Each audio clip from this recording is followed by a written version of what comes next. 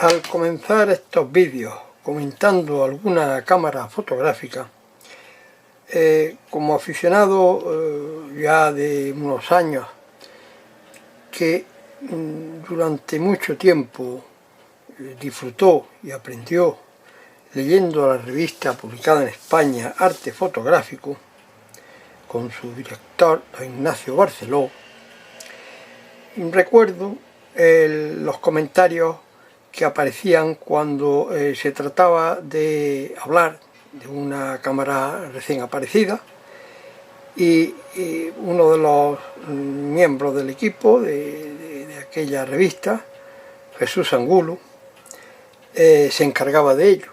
y el artículo siempre se encabezaba diciendo: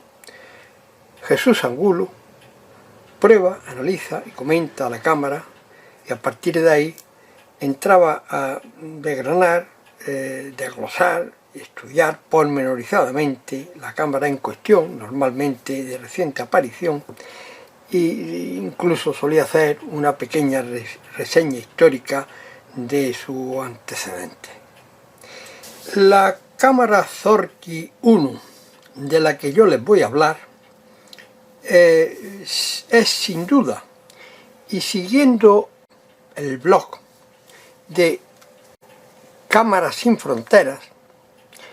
dedicado a la Zorki 1C, es también una Zorki 1C. La cantidad, variedad y modelos que se hicieron en la Unión Soviética después de la guerra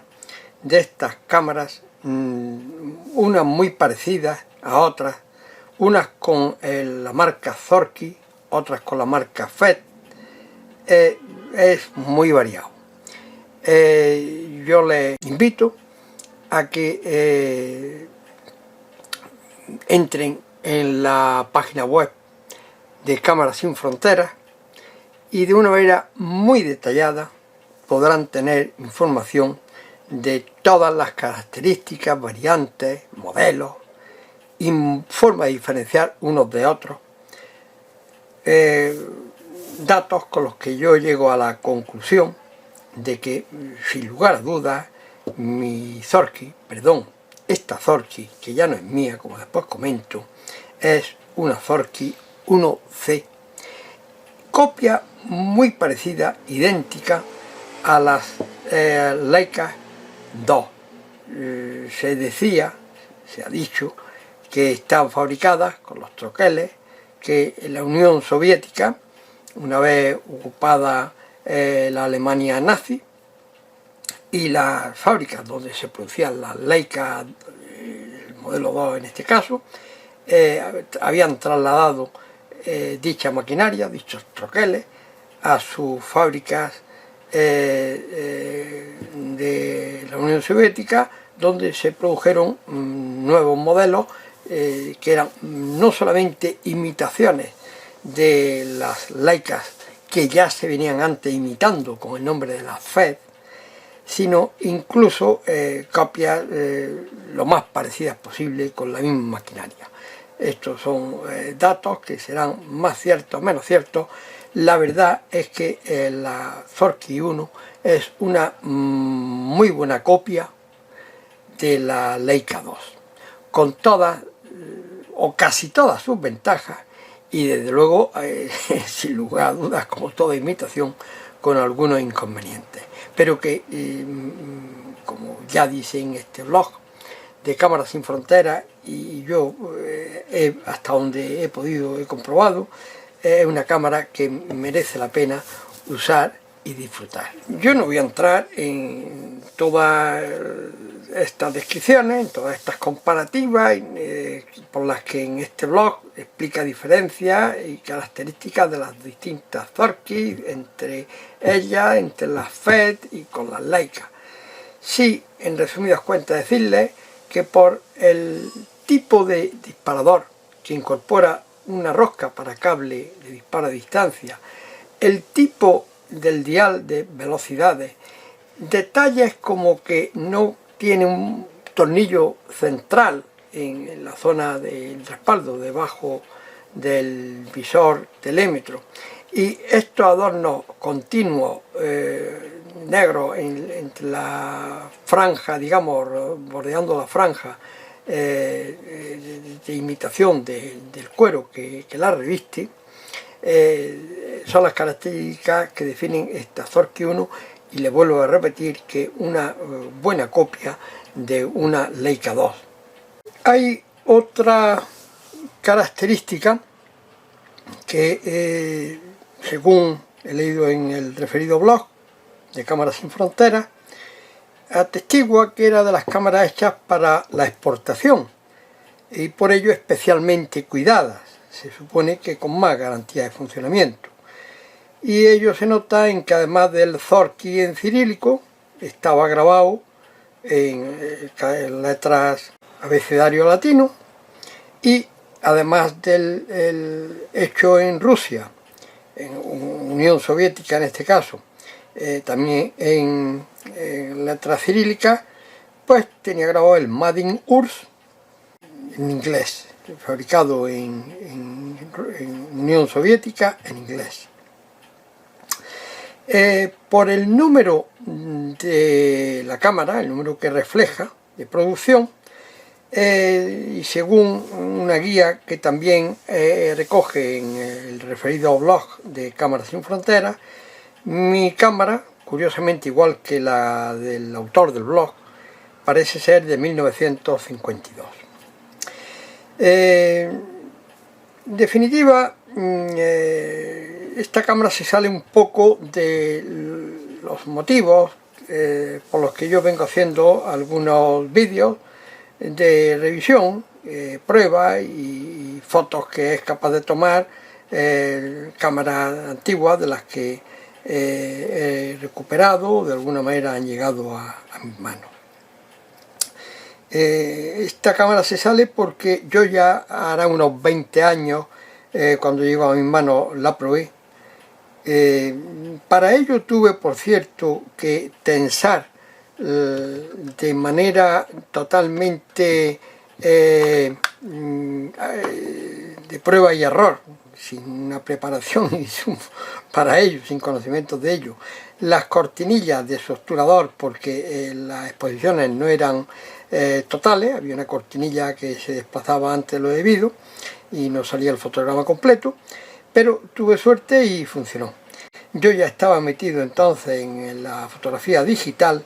y creo que fue la última cámara analógica de película que en su día probé. Pero después, precisamente, pasado mi interés por las cámaras de carrete y metido de lleno en el tema digital, uno de mis hijos había mostrado cierto interés por las cámaras de película, hacía fotos con ellas, y yo se las regalé y pasó a sus manos, pasó a su propiedad. El hecho de volver transitoriamente a mis manos y dar lugar a esta prueba es porque me manifestó que parecía que daba algunos errores en el arrastre y superponían imágenes. Entonces, una vez que estuvo en mis manos, procedí a intentar comprobar dicha posible anomalía. Para ello, pues procedí a, desmontando el objetivo, tener acceso a su cortinilla. Esta cámara es un bloque que no permite acceso trasero a la cortinilla, y aunque algunas exposiciones se podían hacer interponiendo un papel blanco, colocamos un papel blanco al fondo y al disparar podemos observar el movimiento de la cortinilla y que se desplaza en la posición que viene marcada como Z. La cortinilla descubre la zona de exposición y vemos su funcionamiento. Si en lugar de elegir la posición Z elegimos una posición 20, por ejemplo, un 20avo de segundo, vemos que la cortinilla pasa completa, no se atranca, y así sucesivamente en el resto de las velocidades hasta la máxima, Es de decir que en esta cámara es muy aconsejable montar siempre, porque entre otras cosas si no la lectura va a ser inexacta, primero el obturador y luego seleccionar la velocidad. Así que montado el obturador, seleccionamos el 500, vemos un paso muy rápido de cortinilla que no sabemos si es bueno o no es bueno. Entonces decidí montar un carrete y a través de la ventana que deja libre la retirada del objetivo, comprobar si el paso, los arrastres eran correctos o no lo eran. Y aquí vino mi primera dificultad que unida a mi memoria, que nunca ha sido muy buena, de cómo cargar la cámara, pues intenté hacerlo con un carrete de los cargados que yo suelo utilizar, y con la cola cortada como normalmente la utilizo para todas las cámaras en general, una disminución que facilita el enganche de unos 5 o 6 centímetros. Entonces saqué el arrastre de la película, enganché mi punta a dicho extremo, según se parecía debía hacerse por la forma en que tenía. Ya me resultaba extraño que la película adoptaba una forma rara, porque no se enganchaba en el sentido del arrastre, sino que parecía que se iba a combar, cosa que, en fin, resulta un poco extraña. Bueno, pues intentar cargar la película así, imposible. Tiré mucho tiempo hasta descubrir, o no sé si entre descubrir y recordar, que la carga de estas cámaras, para conseguir hacerla, había que cortar una larga cola, que yo en este caso hasta sobrepasé, de bastante más estrecha, para facilitar la inserción de la película en la cámara. Hecho esto, pues ya la dificultad se aminoró, se metía la película, el chasis, digamos, de almacén de la película virgen en un extremo, el arrastre en el otro, y a partir de aquí pues ya sí comprobé que, no estando la palanca de rebobinado en la posición B, pues ya sí comprobé que al arrastrar la película empezaba a pasar. Pero ojo, y fíjese una cosa curiosa, no pasaba como yo pensé que iba a hacerlo. Es decir, en el sentido lógico del arrastre, en este sentido, no. Es una cosa que hay que también que tener en cuenta. La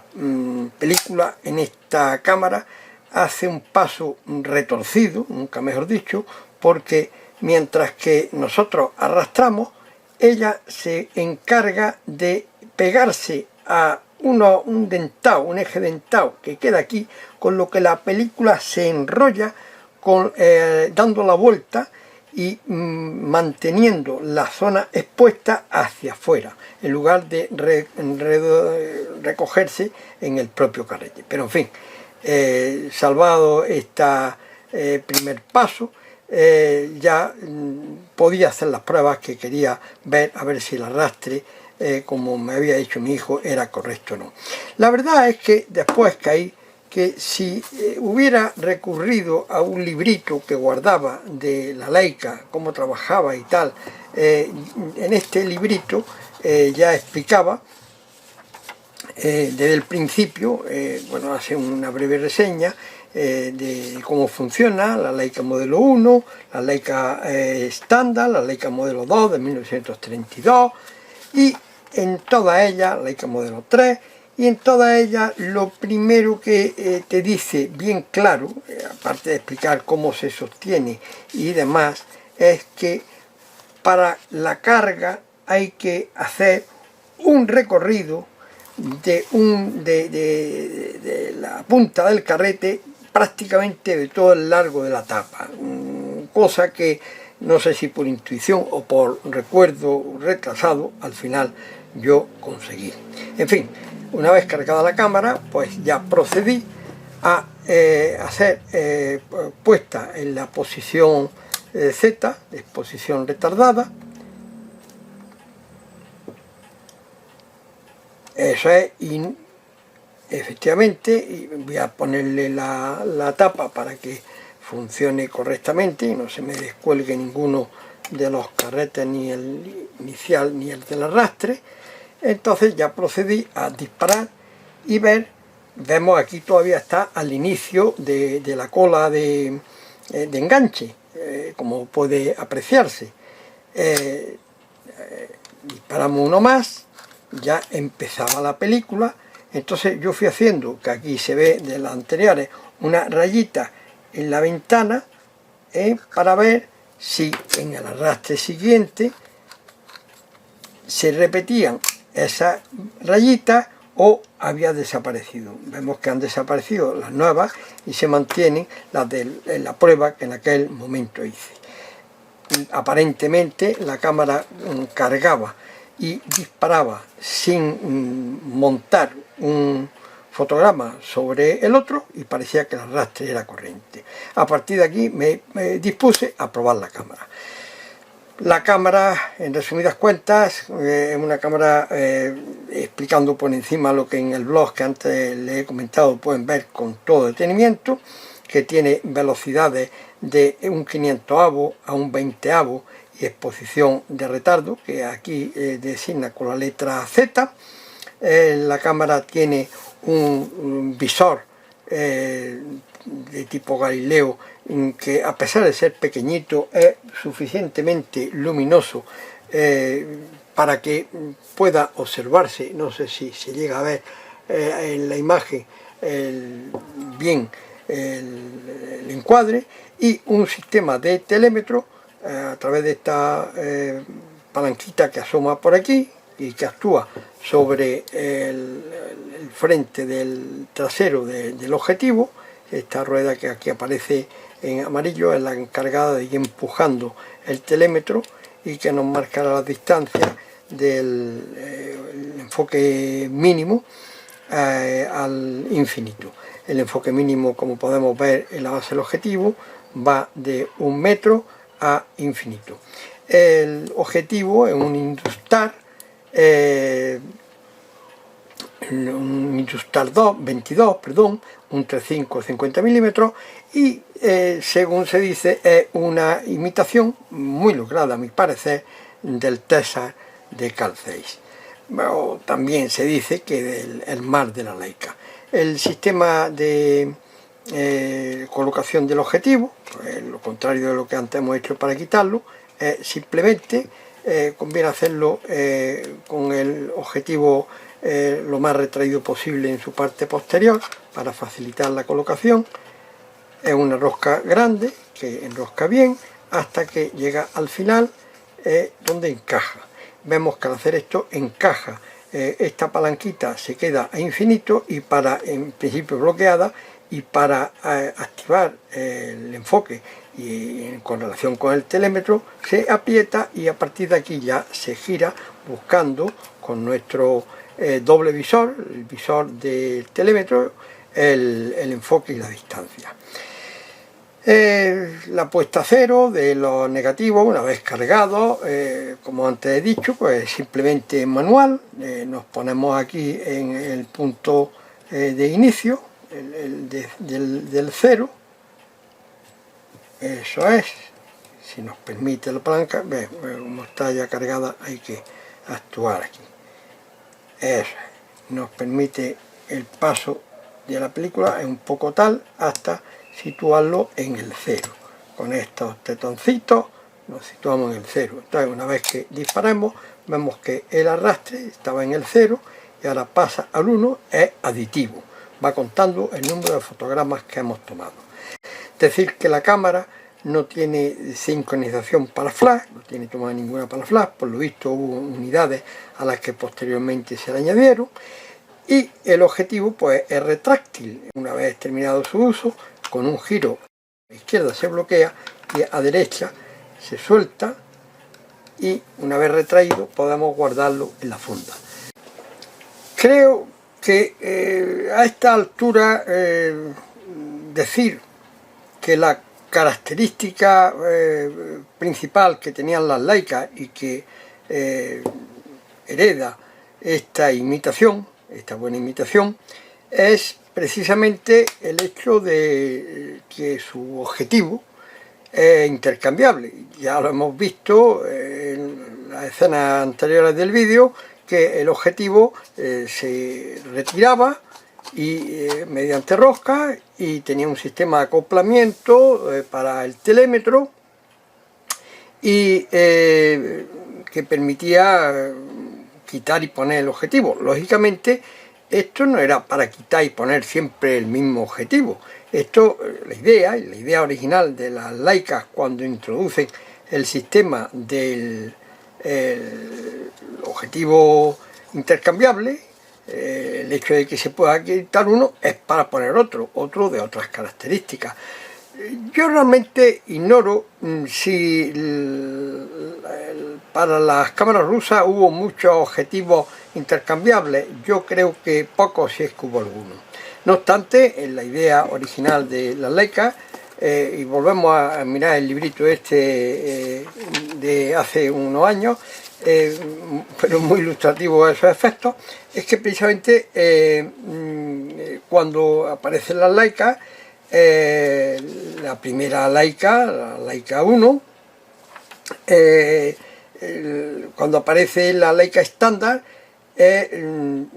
precisamente similar a la Leica 1, pero mecánicamente mejorada y con lente intercambiable. Es decir, que precisamente a partir de la Leica estándar, la característica de la Leica era la capacidad de intercambiar los objetivos. Objetivos bien de la misma distancia focal, de 50 milímetros, distintas características de luminosidad, abertura y tal, o bien, lógicamente, por objetivos de distancias focales distintas, que seguramente sería el deseo a cubrir. La Leica 2 arrastra también ese sistema de cambio de objetivos, como hemos dicho. Al final del librito, precisamente, viene una serie de lo que entonces eran, cuando existían la Leica, la 1 y la 3, muchos años antes de las imitaciones como las que hemos estado viendo, y vemos que ya existía una serie de objetivos intercambiables, el Héctor de 2,8 centímetros, o sea, de 28 milímetros, el Mar de 35 milímetros, el Mar de 5 milímetros, el Héctor de 5, el Sumar de 5, el Xenón, luego en los teles, el Héctor de 7,3 centímetros, el Mar de 9 centímetros, y el más largo que normalmente se producía eran el de 13,5 centímetros, y luego aparecían incluso objetivos de distancias focales más largas, de 20 centímetros, es decir, 200 milímetros y hasta 400 milímetros, con encaje, un acople, digamos, que permitiera encajarlo en la cámara no directamente, sino a través de una intermediario. En cualquier caso, sí decir que no es, estas cámaras, la 1, la 2, la 3, no tenían un sistema de visión que permitiera el encuadre directo con estos objetivos, sino que había que utilizar visores especiales que también se publicitaban en este librito, este tipo de libritos, el visor especial de 2,8, de 3,5, visor de marco con máscara,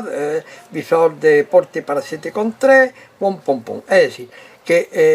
estas cámaras podían utilizar distintos objetivos, al menos las Leica y en las Zenit, en sus imitaciones de Zenit o de FET,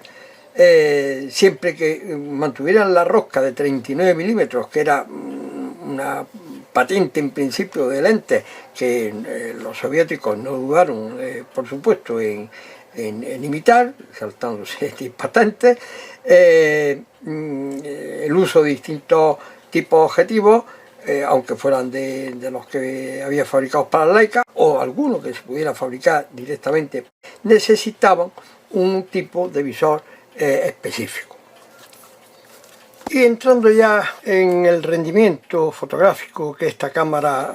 puede alcanzar, fíjate que con ella pueden tomarse, ya comenté en un vídeo anterior de otra cámara, que bueno, en este caso concreto, la película utilizada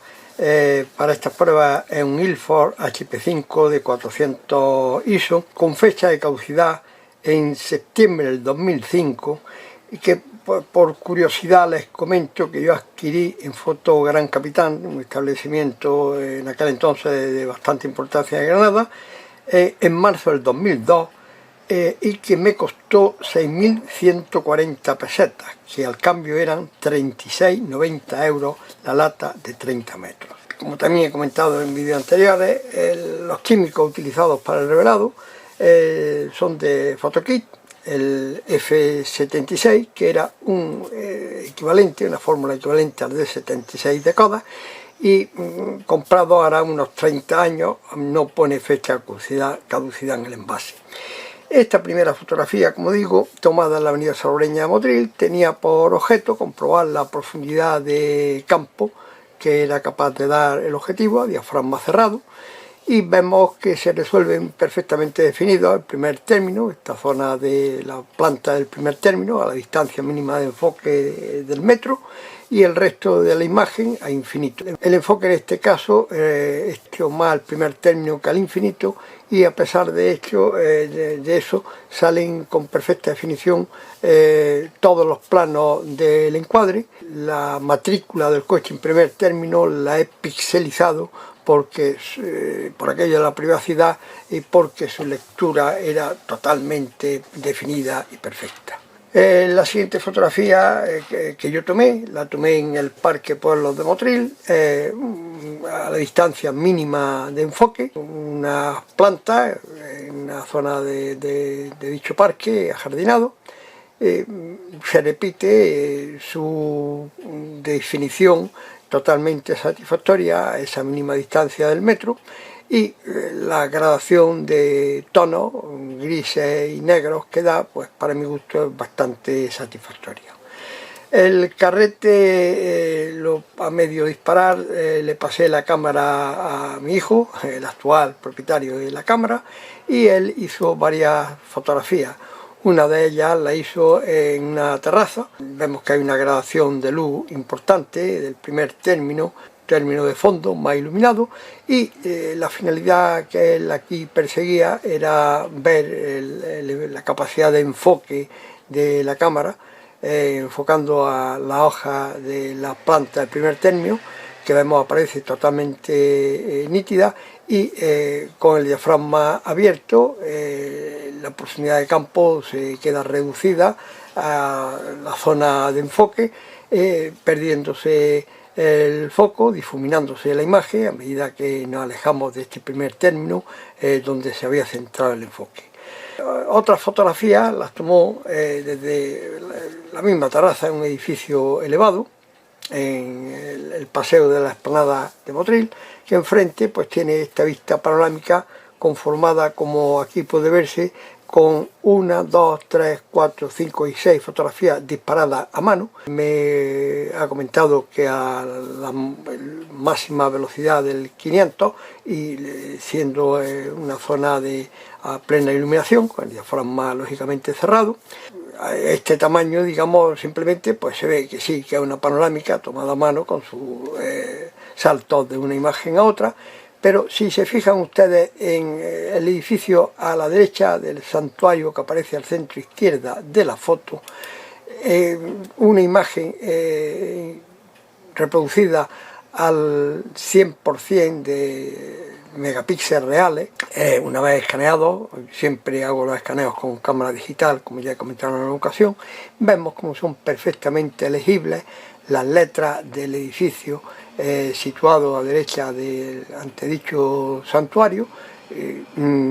Lógicamente a este nivel de ampliación del 100% de píxeles reales del escaneado, pues aparece el grano, que es bastante lógico en una película de 400 ISO y en las condiciones de revelado ya expuestas. La siguiente fotografía es un autorretrato en el baño del actual propietario de la cámara, de mi hijo, el que con diafragma totalmente abierto, con la iluminación disponible en el baño, pues se hace un autorretrato en el espejo, cuya calidad, para mi juicio, es más que satisfactoria. Este era el último fotograma del carrete, que al ser de los cargados digamos manualmente, a partir del rollo de 30 metros, pues el fotograma parcialmente está velado, por donde hay el encuadre cuadrado de la zona que aún permanecía bien expuesta. En fin, creo que por lo menos mi conclusión es que la cámara es muy satisfactoria como cámara para los que nos gustan este tipo de cacharros, y por los resultados fotográficos también satisfactorios que con ella se pueden obtener. Dejo para un último comentario lo que para mí es una funda un tanto singular, como ahora van a poder ver. La funda merece un comentario aparte, y un comentario detallado. Vemos aquí un sello, el que parece ser que está hecha con piel de gamo, según aparece por aquí, aunque no sé si se llega a apreciar un gamo corriendo. Y para mi gusto tiene algo muy especial, que en su día ya me llamó la atención y bueno, creo que es una característica quizás única, y es que tiene un compartimento en el que guarda una tarjeta, que esto parece, no sé si será plástico y hueso, y miren por dónde, una tarjeta escrita en cirílico a lápiz, una letra preciosa. No sé lo que dice lamentablemente, quizá intente que alguien me lo traduzca, pero creo, para mi gusto, que es una de las características más llamativas, más bonitas de esta cámara, de que su propietario original, inicial, o por lo menos anterior, dejó reseñado aquí algunos datos que aún permanecen de su puño y letra escritos.